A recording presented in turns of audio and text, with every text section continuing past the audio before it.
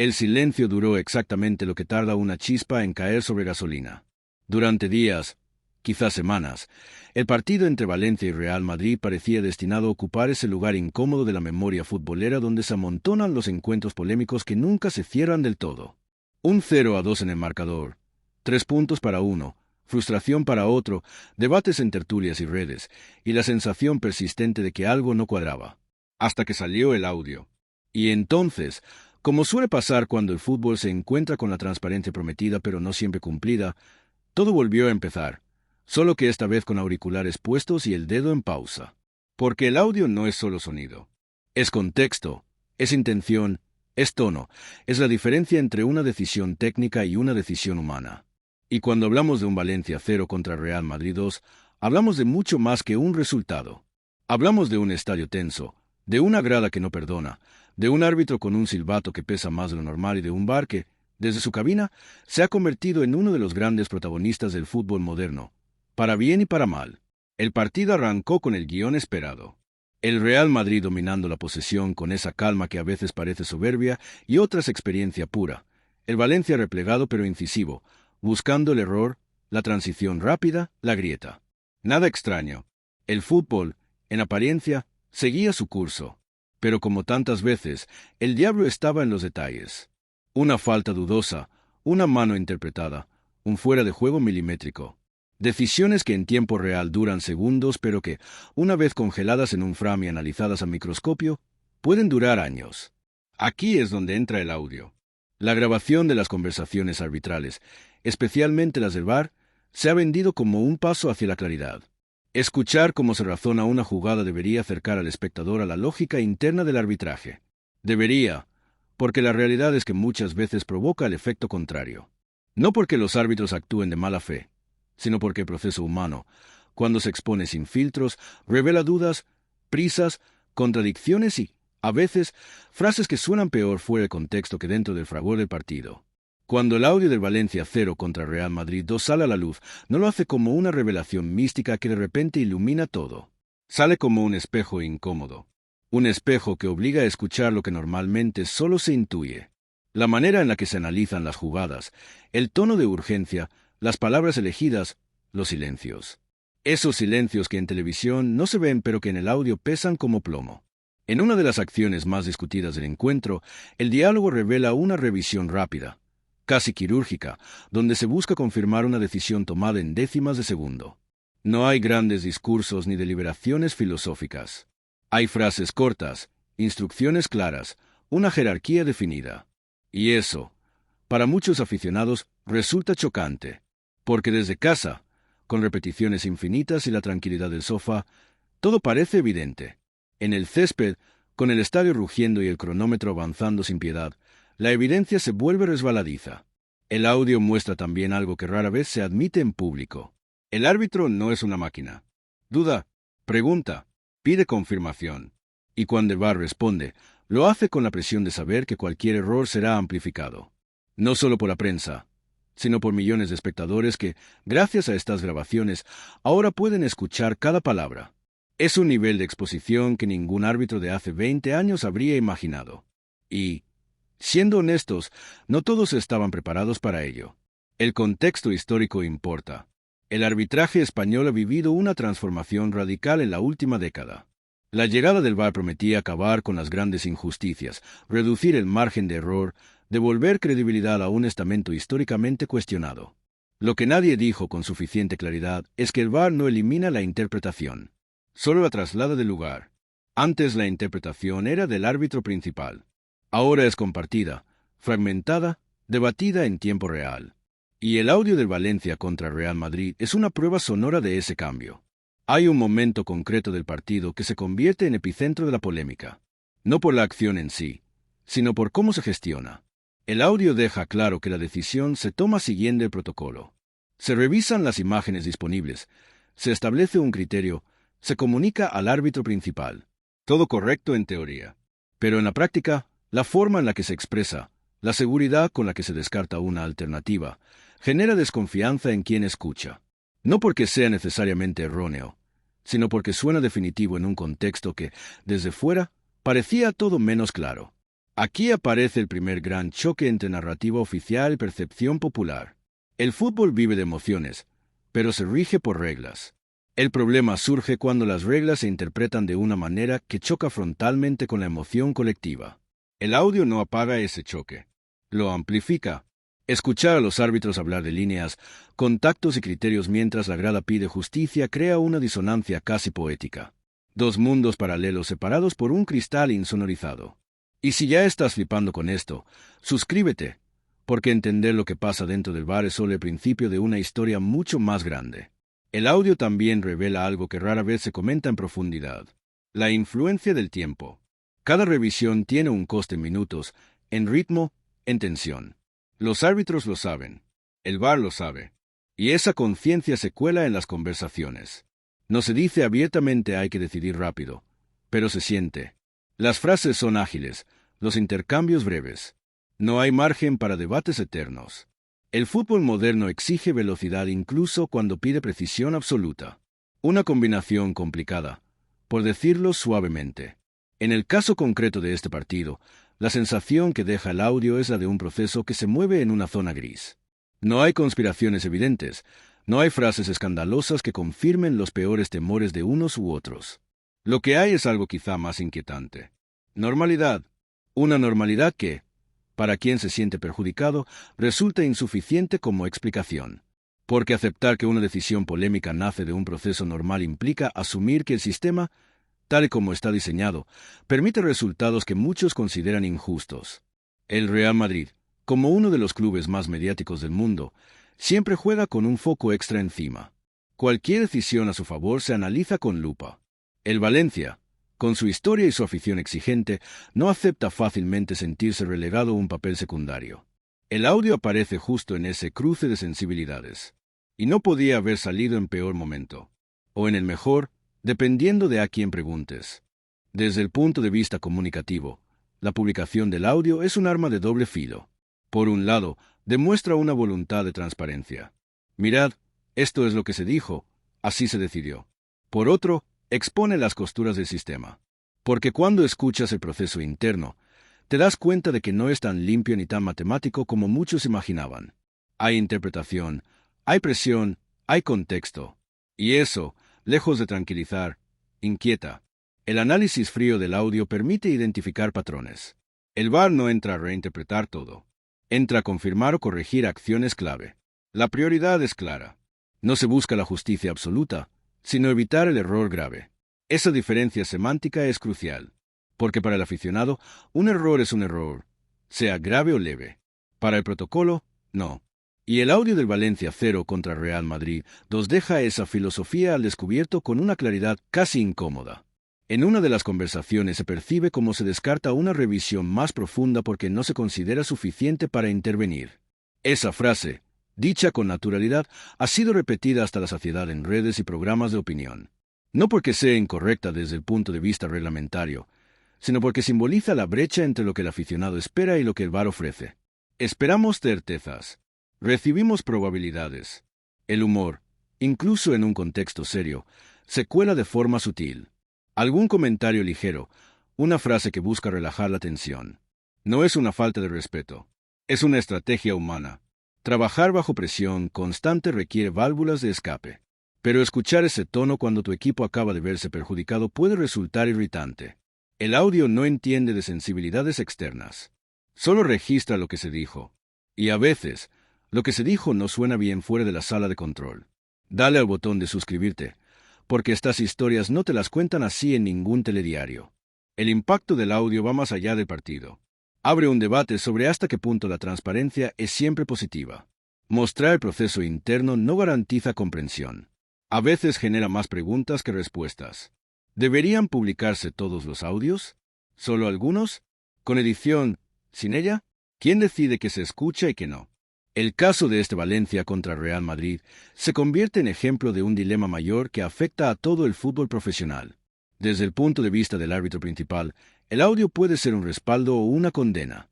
Si el proceso suena sólido, refuerza su autoridad.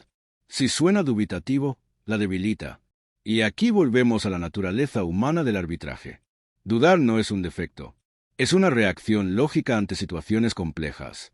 El problema es que el fútbol, como espectáculo, penaliza la duda. Exige decisiones claras, rápidas y, preferiblemente, a favor de quien grita menos después.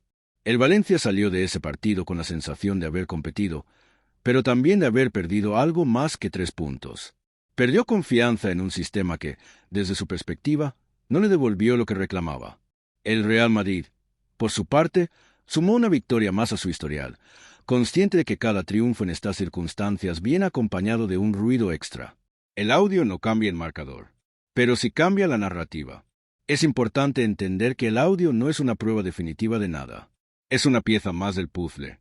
Un puzzle que incluye imágenes, reglamento, contexto y emociones. Pretender que una grabación resuelva el debate es tan ingenuo como pensar que el VAR acabaría con todas las polémicas. El fútbol vive de la discusión. La necesita. Sin ella, perdería parte de su alma. El problema es cuando la discusión se convierte en desgaste constante. En términos técnicos, el audio confirma que los criterios se aplican de forma consistente con lo establecido. Eso no significa que sean compartidos por todos. La consistencia no equivale a justicia universal. Y aquí es donde el narrador experto, ese que intenta ser riguroso sin perder humanidad, tiene que decir una verdad incómoda. El fútbol no es justo. Nunca lo ha sido. Lo que ha cambiado es nuestra capacidad para escuchar cómo se toman las decisiones que lo hacen injusto a veces. El caso del Valencia 0 contra Real Madrid 2 pasará a la historia como uno más en una larga lista de partidos donde el audio del VAR se convierte en protagonista. No por lo que revela, sino por lo que confirma. Que el fútbol moderno es un equilibrio frágil entre tecnología y emoción. Que la transparencia, sin pedagogía, puede ser contraproducente. Y que escuchar no siempre equivale a entender. El final de esta historia no está en el audio, ni en el resultado, ni siquiera en las tertulias que lo han diseccionado hasta el cansancio. Está en la próxima jornada, en el próximo partido, en la próxima decisión polémica que volverá a poner a prueba la paciencia de todos. Porque el fútbol sigue, siempre sigue, y nosotros, con auriculares o sin ellos, seguimos escuchando, discutiendo y volviendo, una y otra vez, al mismo punto de partida, convencidos de que la próxima vez, ahora sí, lo entenderemos todo. Y en ese punto de partida es donde conviene detenerse, rebobinar mentalmente unos segundos y mirar la escena con más calma, porque el último párrafo no es un cierre sino una pausa consciente. El fútbol sigue, sí, pero el instante concreto de este partido se queda suspendido como una fotografía que admite zoom infinito. Cuanto más te acercas, más detalles aparecen y no todos son cómodos. Escuchar el audio una segunda o tercera vez cambia la percepción. Ya no estás pendiente solo de la decisión final, sino de cómo se llega a ella. El orden de las palabras, quién habla primero, quién confirma, quién asiente en silencio. Hay jerarquías claras, aunque no estén escritas en ningún reglamento. El árbitro de campo expone lo que ha visto. El VAR valida o cuestiona. El AVAR complementa. No es un debate horizontal, es una cadena de mando. Y eso es importante entenderlo, porque desmonta la idea romántica de un consenso colectivo donde todos opinan libremente hasta llegar a la verdad absoluta. En el audio se aprecia también algo que rara vez se comenta: la confianza previa. Los árbitros no parten de cero en cada jugada. Se conocen, han trabajado juntos, saben cómo interpreta cada uno determinadas acciones. Esa confianza agiliza decisiones, pero también puede generar inercias. Si sabes que tu compañero suele ver las manos de una forma concreta, es menos probable que insistas en otra lectura. No por sumisión, sino por experiencia compartida. Y esa experiencia, acumulada durante años, influye más de lo que nos gusta admitir. El tono empleado en las conversaciones no es neutro. Es profesional, sí, pero no aséptico. Hay momentos en los que la voz sube ligeramente, otros en los que se acelera el ritmo. No son detalles menores. El tono transmite seguridad o duda incluso cuando las palabras intentan ser firmes. Para el oyente atento, esas variaciones dicen tanto como el contenido literal. Y ahí es donde muchos aficionados sienten que algo falla, aunque no sepan explicarlo con precisión. Uno de los elementos más llamativos del audio es la manera en que se describe la jugada. No se habla como en la calle ni como en una retransmisión. Se utilizan términos técnicos, referencias espaciales, conceptos aprendidos en cursos y seminarios. Línea de pase, posición natural, intensidad del contacto. Ese lenguaje crea una barrera invisible entre quien decide y quien escucha. No porque sea incorrecto, sino porque no es el lenguaje emocional del aficionado. Es el lenguaje del protocolo. Y cuando ambos chocan, el resultado es frustración. El Valencia, en ese contexto, no es solo un equipo. Es una voz colectiva que no aparece en el audio. No se escucha a la grada, no se oye al banquillo, no entra en la conversación la sensación del partido. Solo entran imágenes y normas. Esa ausencia es clave. El VAR no arbitra partidos, arbitra acciones aisladas. El problema es que el fútbol no se vive en acciones aisladas, se vive como un relato continuo. Cuando una decisión rompe ese relato, el daño no es solo deportivo, es narrativo. El audio confirma que no hubo improvisación. Todo sigue un esquema aprendido. Y eso, paradójicamente, es lo que más inquieta a algunos. Porque si el sistema funciona como está diseñado y aún así genera tanta controversia, la pregunta inevitable no es qué árbitro se equivocó, sino si el diseño en sí es el adecuado. Esa pregunta no tiene respuesta inmediata, y quizá por eso incomoda tanto. Al escuchar con atención, también se percibe la ausencia de referencias externas. Nadie menciona el marcador, el minuto, la trascendencia del partido. Y así debe ser, según la teoría. El árbitro no debe dejarse influir por el contexto. Pero el fútbol real vive del contexto. Un mismo contacto en el minuto 5 no se percibe igual que en el 85. El audio intenta eliminar esa subjetividad. El espectador la necesita para entender lo que ve. De nuevo, dos mundos paralelos. Hay un instante concreto en el que el VAR describe la acción con una frase que, fuera del ámbito técnico, suena casi fría. Se limita a clasificar, a encajar la jugada en una categoría reglamentaria. Esa clasificación es la llave de todo. Una vez decides en qué casilla entra la acción, la decisión es automática. Y ahí está el verdadero poder. No en la imagen, sino en la categoría elegida.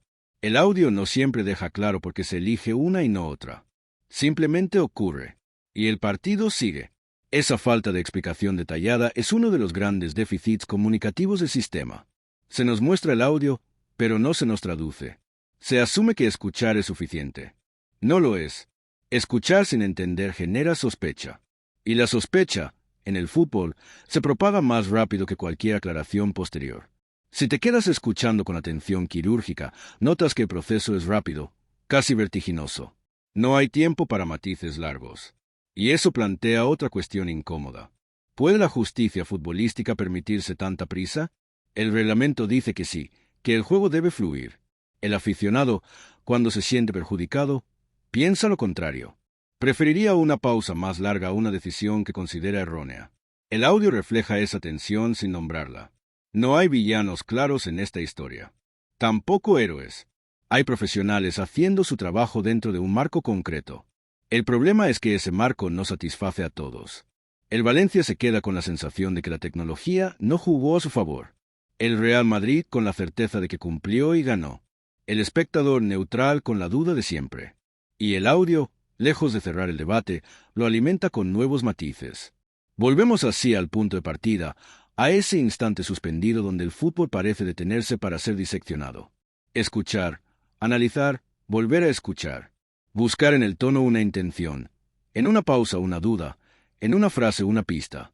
El audio del Valencia 0 contra Real Madrid 2 no grita, no acusa, no se defiende. Simplemente existe. Y en su existencia desnuda deja al descubierto algo fundamental, que el fútbol moderno, por muy tecnológico que sea, sigue siendo un deporte interpretado por personas. Y mientras eso no cambie, ninguna grabación, por clara que parezca, será suficiente para apagar del todo el ruido que viene de fuera. Y ese ruido exterior, que nunca entra en la sala del bar pero siempre acaba influyendo en todo lo demás, es el telón de fondo permanente de este audio. Porque aunque dentro se hable de líneas, contactos y criterios, fuera se habla de justicia, de respeto, de memoria acumulada. El audio no puede aislarse de eso, aunque lo intente. Cada palabra pronunciada ahí dentro es escuchada por oídos que ya vienen cargados de sospechas, experiencias pasadas y emociones sin resolver. Si afinamos todavía más el oído, aparece otro detalle revelador. La ausencia casi total del lenguaje emocional no significa ausencia de emoción. Significa contención. Se nota en cómo se evitan determinadas expresiones, en cómo se reconducen frases que podrían sonar más categóricas. Hay una autocensura profesional constante. Nadie quiere decir algo que luego pueda ser interpretado como parcialidad. Esa vigilancia interna condiciona el discurso y, paradójicamente, lo vuelve menos natural. El resultado es un lenguaje correcto, pero rígido, que a veces parece no encajar con la complejidad real de la jugada. También llama la atención lo que no se dice. No hay referencias a interpretaciones alternativas que hayan sido descartadas explícitamente. No se escucha un esto podría ser de otra manera, pero no lo vemos así. Simplemente se afirma una lectura y se avanza. Esa economía verbal es funcional, pero deja al oyente con la sensación de que faltan capas. Como si solo se mostrara la última página de un razonamiento más largo que nunca llegamos a escuchar completo. El audio confirma que el VAR no busca convencer, busca validar. No está pensado como una herramienta pedagógica, sino como un mecanismo de control. Y ahí radica parte del problema. Cuando se hace público, se le exige una función que no tiene. El aficionado espera explicaciones. El audio ofrece procedimientos. Ese desajuste de expectativas es clave para entender por qué, incluso con transparencia, la polémica persiste. Hay otro elemento sutil pero importante: la repetición de ciertas fórmulas verbales. Frases casi estándar que se repiten partido tras partido, como si formaran parte de un guión aprendido. Eso aporta coherencia, pero también sensación de automatismo. Cuando escuchas que se usa la misma estructura lingüística para jugadas distintas, empiezas a preguntarte si las decisiones son tan individualizadas como deberían. El audio no responde a esa pregunta, pero la deja flotando. Desde un punto de vista casi sociológico, este tipo de audios marcan un cambio en la relación entre el fútbol y su público. Antes, la autoridad arbitral era opaca.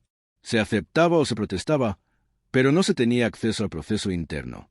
Ahora, ese proceso se expone parcialmente.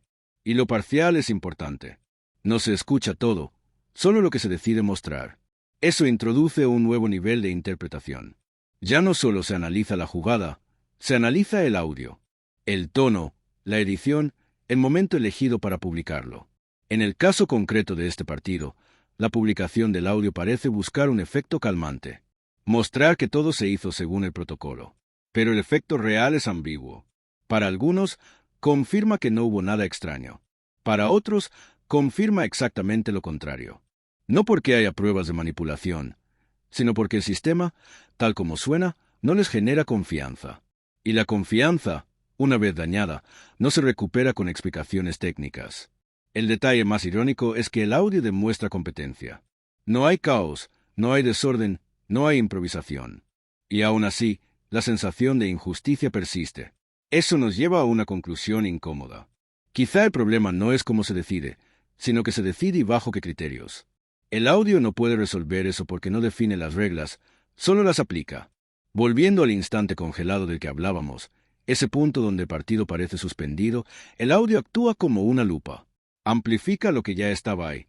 La distancia entre quien arbitra y quien mira. La diferencia entre norma y emoción. La imposibilidad de contentar a todos. Escuchar más detalles no reduce esa distancia. La hace más evidente. Y mientras ese audio sigue siendo reproducido, analizado, diseccionado, el partido permanece intacto, inmóvil en el tiempo. Un 0-2 que no se mueve, una decisión que no se corrige, una conversación que ya no puede cambiarse. Solo queda escucharla una vez más, buscando en cada inflexión una respuesta que, quizá, el propio audio nunca tuvo intención de dar.